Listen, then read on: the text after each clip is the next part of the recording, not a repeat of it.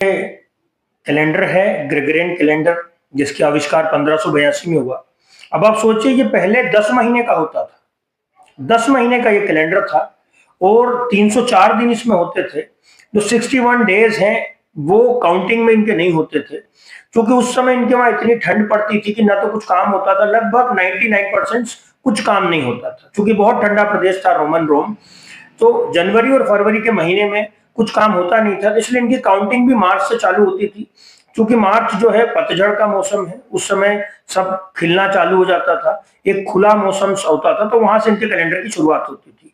और इनके कैलेंडर्स में खास बात ये थी कि इनके जो कैलेंडर बनाए गए थे वो कैलेंडर 31 के बाद में 30 अल्टरनेट बनाए गए थे। पहले 31 आएगा, फिर 30 आएगा, फिर 31, फिर 30। अब आप सोचिए मार्च के महीने में 31 महीने का होता था, अप्रैल 30 का हुआ, मई 31 का हुआ, जून 30 का हुआ, जुलाई 31 का हुआ, और अगस्त 30 का होना चाहिए लेकिन 31 का है, सितंबर 31 का होना चाहिए लेकिन 30 का है, अक्टूबर 31 का है, 31 है, नवंबर 30 है, दिसंबर 31 है। तो ये क्रम था। अब आप खुद ही देखो ये क्रम अगस्त में आके टूटा। आपको पता है क्रम क्यों टूटा? क्योंकि जो वहां के राजा थे जूलियस के भतीजे अगस्टा, उन्होंने सबसे पहले ये जो छठा महीना आता था सेक्सटिलिस्ट के नाम से, उसको बदलकर अपने नाम पर रखा अगस्ता, जो बाद में जाके अगस्त के नाम से प्रचलित हुआ। फिर उन्होंने देखा कि अगस्त में जो है 30 दिन होते हैं, क्योंकि मैं राजा हूं तो मेरे नाम से जो महीना रखा गया उसमें 30 दिन कैसे हो सकते हैं। तो फिर इन्होंने राजा होने के नाते तुरंत उस महीने को 31 कर दिया। अब आप सोचिए कि क्रम ही बदल दिया गया है। खुद ही आप देखें 31, 30, 31, 30, और एकदम से आकर के कैसे कैसे हो गया कि जुलाई भी 31 और अगस्त भी 31। तो ये क्रम इन्होंने बदला। ये अगर पूरे आप 10 महीने के क्रम देखेंगे तो आपको 304 दिन पाओगे, और 304 दिन के बाद जो 61 डेज जो थे वो मिसिंग थे।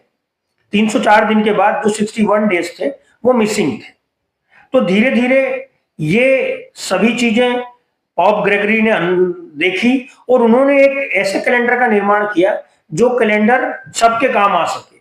और स्वाभाविक सी बात है कि भारत में जो कैलेंडर प्रचलित था वो खगोलीय जनगणना के आधार पर था, चंद्रमा की गति के आधार पर था, जिसमें 12 महीने होते थे।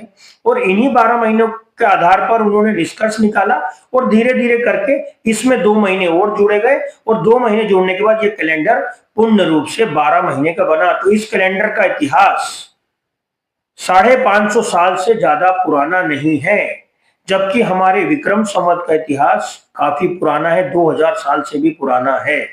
तो कृपया करके आप समझें, कहीं ना कहीं हमारी संस्कृति और हमारा कल्चर और हमारे जो तरीके हैं उस तरीकों को विश्व में अपनाया गया है।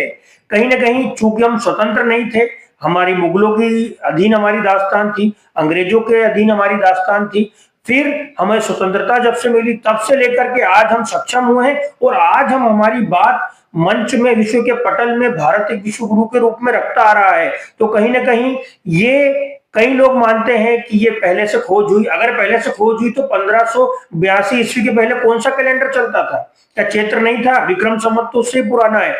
तो कहीं ना कहीं जिसने भी अध्ययन किया उसने कुछ न कुछ अंश या अधिकांश अंश भारत की खगोलीय गणना और खगोलीय शास्त्रों का और भारत की संस्कृति से मिलते जुलते वैज्ञानिक पद्धतियों का ग्रहण करके उसे समझ करके उसको इंक्लूड करके उस कैलेंडर में डाला गया है। तो ये कोई अंग्रेजी कैलेंडर नहीं है, ये हमारी ही भाषा, हमारी संस्कृति और हमारे ही खगोलीय गणना के आधार पर ली हुई एक पद्धति है, जिसमें एक नाम उसको ग्रेगोरियन कैलेंडर मिला है। लेकिन कहीं ना कहीं इसमें जो पद्धतियों का इस्तेमाल किया गया वो साइंटिफिक पद्धतियां भारत में पहले से ही उपयोग होती आ रही हैं। बहुत बहुत धन्यवाद।